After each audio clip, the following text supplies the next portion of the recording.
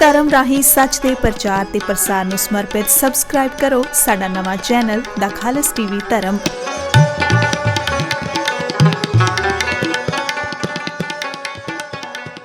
ਦਾ ਖਾਲਸ TV ਤੇ ਤੁਹਾਡਾ ਸਭ ਦਾ ਬਹੁਤ-ਬਹੁਤ ਸਵਾਗਤ ਹੈ। मैं ਤੁਹਾਡੇ ਸਭ ਨਾਲ ਹਰਸ਼ਰਨ ਕੌਰ।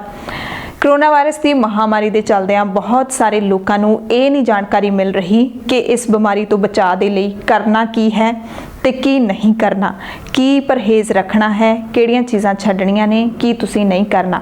असीं WHO यानी कि विश्व सेहत संगठन के जरिए जो जानकारी दी गई है पर तुहाडे तक नहीं पहुंची, वो असीं तुहाडे तक पहुंचा रहे हैं।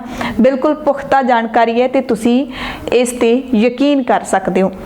इस बीमारी तो बचण दे लई तुसीं की करना है? सब तो पहली गल है कि तुसीं अपने हत्थां नूं समय समय ते धोंदे रहना है। इस दे नाल की होएगा, क्योंकि नाल नाल असीं ये भी दसांगे कि क्यों करना है, की करना है ते क्यों करना है।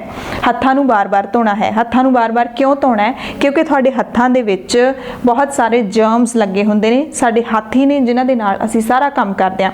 रोटी खाण तो लैके पानी पीण तो लैके असीं कुछ भी टॉयलेट जाण तक जिहड़ा सारा काम है वो असीं अपने हत्थां नाल करदे हां। अपने दफ्तर दा काम, घर दा काम, जे कोई गंदगी साफ करनी है जां अपने फेस दे उत्ते कुछ लगाउणा है, अपने मूँह दे विच कुछ पाउणा है, तां असीं अपने हत्थां नाल ही काम करदे हां। सो हत्थां दे राहीं ही असीं सारीआं बीमारियां ने जिहड़ियां उहनां नूं अपने शरीर दे अंदर लिजाने आ। सो जे असीं अपने हत्थां नूं साफ करदे रहांगे तां असीं बीमारियां तो बच सकदे हां, खास करके कोरोना वायरस दी बीमारी तो। कोरोना वायरस की बीमारी तो बचने के लिए हत्थ ने जिहड़े तुसीं आम साबण दे नाल भी धो सकते हो, हैंड वॉश के नाल भी धो सकते हो, अते सैनिटाइज़र भी वरत सकते हो। जे तुसीं घर च हैगे हो, ये WHO का कहना है कि जे तुसीं घरां दे विच हैगे हो ਤਾਂ ਤੁਸੀਂ ਹੱਥ ਸਾਬਣ ਦੇ ਨਾਲ ਸਾਫ਼ ਕਰੋ, ਕਿਉਂਕਿ ਪਾਣੀ ਹੈ ਉਹ ਸਭ ਤੋਂ ਵੱਡਾ ਜਿਹੜਾ ਸੈਨੀਟਾਈਜ਼ਰ ਹੈ ਕੁਦਰਤ ਨੇ ਸਾਨੂੰ ਦਿੱਤਾ ਹੈ।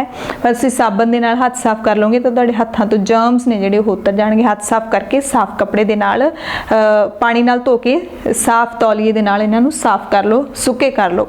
ਸੋ ਇਹ ਬਹੁਤ ਜ਼ਰੂਰੀ ਹੈ। ਦੂਸਰੀ ਜਿਹੜੀ ਗੱਲ ਹੈ ਕਿ ਤੁਸੀਂ ਆਪਣੇ ਹੱਥ ਨੇ ਜਿਹੜੇ ਉਹ ਆਪਣੇ ਮੂੰਹ ਤੇ ਨਹੀਂ ਲਾਉਣੇ, ਅੱਖਾਂ ਤੇ, ਨੱਕ ਤੇ ਜਾਂ ਮੂੰਹ ਦੇ ਉੱਤੇ, ਚਿਹਰੇ ਦੇ ਕਿਸੇ भी हिस्से दे उत्ते तुसी हत्थ नहीं लाउणा।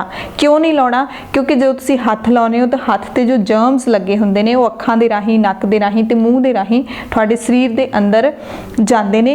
इस करके कई वारी हुंदा है कि हाँ असीं दरवाजा खोलिया, असीं लिफ्ट दे विच आं ते साडे मूँह ते खुरक होई, अख दे विच खुरक होई ते असीं नाल दी नाल कर लिया। क्योंकि कई वारी हुंदा कि साडे कोल सैनिटाइज़र नहीं हुंदा, साडे कोल टिशू पेपर नहीं हुंदा। सो असीं दरवाजा खोलिया, नाल दी नाल असीं मूँह ते हत्थ ला लिया ते जर्म जिहड़े दरवाजे दे उत्ते लगे सी, ਜਿਹੜਾ ਕੋਈ ਹੋਰ ਵਿਅਕਤੀ ਛੱਡ ਕੇ ਗਿਆ ਸੀ ਆਪਣੇ ਹੱਥ ਦੇ ਨਾਲ, ਉਹ ਅਸੀਂ ਆਪਣੇ ਅੰਦਰ ਵਾੜ ਦਿੱਤੇ ਨੇ। ਸੋ ਇਹ ਬਹੁਤ ਜ਼ਰੂਰੀ ਹੈ ਕਿ ਹੱਥ ਬਚਾ ਰੱਖੋ। ਠੀਕ ਹੈ, ਚਾਹੇ ਤੁਹਾਡੇ ਹੱਥ ਬਹੁਤ ਸਾਫ਼ ਨੇ ਜਾਂ ਫਿਰ ਤੁਹਾਡੇ ਹੱਥ ਸਾਫ਼ ਨਹੀਂ ਹੈਗੇ, ਫਿਰ ਵੀ ਤੁਸੀਂ ਹੱਥ ਨੇ ਜਿਹੜੇ ਉਹ ਆਪਣੇ ਮੂੰਹ ਤੇ ਨਹੀਂ ਲਾਉਣੇ। ਉਸ ਤੋਂ ਬਾਅਦ ਹੈ ਖੰਘਣਾ। ਕਿਵੇਂ ਹੈ ਖੰਘਣਾ ਜਾਂ ਛਿੱਕਣਾ? ਉਹ ਤੁਸੀਂ ਕੂਹਣੀ ਦੇ ਥੱਲੇ ਇੱਦਾਂ ਕਰਕੇ ਖੰਘਣਾ ਹੈਗਾ, ਕਿਉਂਕਿ ਜੇ ਤੁਸੀਂ ਐਵੇਂ ਕਰਕੇ ਖੰਘਦੇ ਹੋ ਤਾਂ ਜਿਹੜੇ ਜਰਮਸ ਨੇ ਉਹ ਤੁਹਾਡੀ ਬਾਂਹ ਦੇ ਉੱਤੇ ਹੀ ਰਹਿ ਜਾਣਗੇ। ਇਹਦਾ ਕਾਰਨ ਹੈ ਕਿ ਤੁਹਾਡੀ ਬਾਂਹ ਦੇ ਉੱਤੇ ਜਰਮਸ ਰਹਿ ਜਾਣਗੇ ਤੇ ਬਹੁਤ ਘੱਟ ਹੁੰਦਾ ਕਿ ਇਨਸਾਨ ਆਪਣੀ ਬਾਂਹ ਦੇ ਉੱਤੇ ਹੱਥ ਲਾਉਂਦਾ। ਆਪਾਂ ਹੱਥ ਲਾਉਨੇ ਆ, ਐਵੇਂ ਕਰਦੇ ਆ, ਕਰਕੇ ਖੜਦੇ ਆ, ਪਰ ਉਹ ਬਹੁਤ ਘੱਟ ਹੁੰਦਾ। ਸੋ ਹੱਥ ਆਪਾਂ ਵਾਰ-ਵਾਰ ਇਸ ਥਾਂ ਤੇ ਨਹੀਂ ਲਾਉਂਦੇ ਹੈਗੇ। ਖੱਬੇ ਹੱਥ ਦੀ ਕੂਹਣੀ ਹੈ ਜਿਹੜੀ ਜਾਂ ਫਿਰ ਸੱਜੇ ਹੱਥ ਦੀ ਕੂਹਣੀ ਆ, ਉਹਦੇ ਥੱਲੇ ਤੁਸੀਂ ਖੰਘੋ।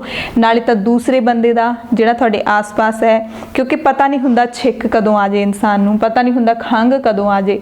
ਸੋ ਤੁਹਾਡੇ ਆਲੇ ਦੁਆਲੇ ਵੀ ਸੁਰੱਖਿਅਤ ਰਹਿਣਗੇ ਲੋਕ ਤੇ ਤੁਸੀਂ ਵੀ ਸੁਰੱਖਿਅਤ ਰਹੋਗੇ।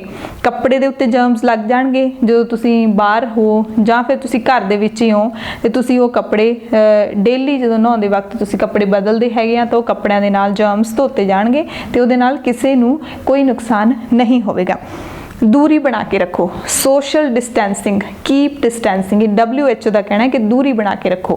दूरी किवें बना के रखो? हत्थ ना मिलाओ, गले ना मिलो। ਇਹਦੇ ਨਾਲ ਕੀ ਹੋਏਗਾ? जो ਤੁਸੀਂ ਹੱਥ ਮਿਲਾਉਂਦੇ ਹੋ, ਮੰਨ ਲਓ ਦੂਸਰੇ ਬੰਦੇ ਦੇ ਹੱਥ ਗੰਦੇ ਨੇ, ਜਰਮਸ ਤੁਸੀਂ ਲੈ ਲਏ, ਫਿਰ ਤੁਸੀਂ ਆਪਣੇ ਹੱਥ ਮੂੰਹ ਤੇ ਲਾ ਲਏ, ਫਿਰ ਉਹ ਜਰਮਸ ਅੰਦਰ ਚਲੇ ਗਏ। ਜੇ ਤੁਸੀਂ ਗਲੇ ਮਿਲਦੇ ਹੋ, ਸਾਹ ਦੇ ਨਾਲ ਵੀ ਖਤਰਾ ਹੈ ਕਿ ਤੁਸੀਂ ਆਪਣੇ ਜਰਮਸ ਇੱਕ ਦੂਸਰੇ ਨੂੰ ਆਦਾਨ ਪ੍ਰਦਾਨ ਕਰ ਸਕਦੇ ਹੋ। ਇਸ ਕਰਕੇ ਬਹੁਤ ਜ਼ਰੂਰੀ ਹੈ ਕਿ ਤੁਸੀਂ ਬਚ ਕੇ ਰਹੋ। रहो। दूरी इस करके भी बना के रखनी है कि दूसरा बंदा खंघ रहा, जे तुसीं उस तो 1 मीटर की दूरी ते हो तां फिर जिहड़े तुहाडे मूँह दे विचों खंघण नाल छिक्कण नाल ते दूसरे व्यक्ति दे मूँह दे विचों ड्रॉपलैट्स निकलदे ने, बूंदां निक्कीਆਂ निक्कीਆਂ निकलदियां ने, उन्हां दे विचों करोना वायरस है जिहड़ा ਉਹ ਸਾਨੂੰ मिलता है, वो साडे तक फैलता है, क्योंकि करोना वायरस हवा दे विच नहीं हैगा। करोना वायरस इंसानां दे विच है ते ਉਹ खंघण छिक्कण दे नाल निक्कीਆਂ बूंदां दे जरिए साडे तक पहुँचता है। ਉਹ ਤੋਂ बचन दे लई असीं दूरी बना के रखनी है। इस करके असीं घरां दे विच एकांत वास्ते विच रहना है, घरां दे विच बैठना है, स्टे होम करना है। उस तो बाद है स्टे होम, जिहड़ा असीं कह ही चुके हैं कि अपने घरां दे विच रहो, सुरक्षित रहो। घरां दे विच रहोगे तां तुसीं किसी दे संपर्क दे विच नहीं आओगे ते इस बीमारी तो तुसीं बच सकदे हो। उस तो बाद है कि जे तुसीं सिक फील करदे हो, बीमार महसूस करदे हो, थोड़ा बहुत तुहानूं लगदा है कि तुहाडे शरीर दे विच कोई प्रॉब्लम आ रही है, समस्या आ रही है, तां तुसीं जाके डॉक्टर नूं मिलो, डॉक्टर दी सलाह लओ ते तुसीं करोना वायरस दा टेस्ट भी करवा सकदे हो, क्योंकि तो डरन की लोड़ नहीं है। जे तुसीं डर दे विच घर दे विच बैठे रहोगे, दसोगे नहीं, क्योंकि बहुत सारे केस अपने सामने आ चुके हैं। लोग डर दे मारे घरां दे विच बह जांदे ने, फिर बीमारी निकल आउंदी है, जदों उहनूं डॉक्टर नूं पता लगदा है उदों नूं वो बीमारी अपनी हर स्टेज पार कर चुकी हुंदी है ते तुहाडे बचन की जिहड़ी संभावना वो बहुत घट जाती है। सो जरूरी है कि तुसीं अपनी समस्या बारे दसो ताकि समा रहिंदे बीमारी का पता लग जाए ते तुहाडा इलाज हो सके ते तुसीं बच सको। उस तो बाद है अफवाहां ते यकीन ना करो। बहुत ज़रूरी है कि तुसीं अफवाहां दे उत्ते यकीन नहीं करना। ये WHO दे वैबसाइट दे उत्ते भी लिखिया होया है कि तुसीं फालतू जिहड़े मिथ ने उन्हां ते भी यकीन ना करो। मिथ्स फैलाईयां होईयां ने कि आ नहीं करना चाहिदा, वो नहीं करना चाहिदा, इस तरह दी चीज़ां तो बचो। सिर्फ ते सिर्फ परहेज़ रखना है, और परहेज़ रखना बहुत सौखा है। हथ साफ करने ने, मूँह ते हथ नहीं लाने, ग्लव्स पहनने ने, सैनीटाइज करना बस, ते दूसरिਆਂ ਤੋਂ दूरी बना के रखनी है। इन्ना काम करना है, अफवाहां तो बचना है।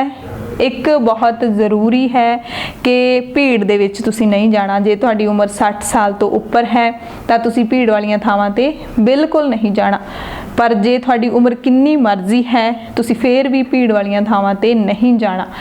ते भारत सरकार दी जिहड़ी धारा दफा 144 है उहनूं मनदे होए उस तो भी औखे तरीके नाल दफा 144 2 जने इकट्ठे हो सकते हैं, पर तुसी 2 जणियां ने भी नहीं इकट्ठे होना, जो हालात हुण बनते जा रहे हैं इस मुल्क दे विच इस बीमारी नूं लैके।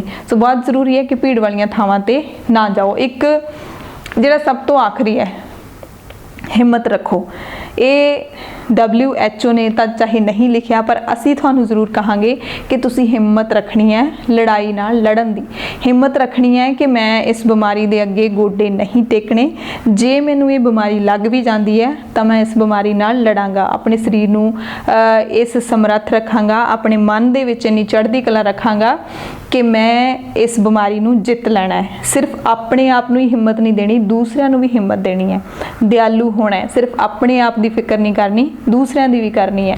ਅਸੀਂ देखते हैं कि दुकानों के उत्ते किदां भीड़ां लगियां पईयां ने, एक दूसरे नू धक्के मार के ਅਸੀਂ अगे जा रहे हैं समान लैण। उस वक्त काइंडनैस दिखाउण दी लोड़ हुंदी है, उस वक्त हिम्मत दिखाउण दी लोड़ हुंदी है, उस वक्त इंसानियत दिखाउण दी लोड़ हुंदी है कि जे मैनू लोड़ है इनू भी उन्नी लोड़ है। जे मैनू मेरे परिवार नू जिउंदे रहण दी लोड़ है तो इस व्यक्ति नू भी लोड़ है, इनू भी एक बारी मिली है जिंदगी। सो ये जिहड़ियां चीज़ां दा बहुत ध्यान रखना है।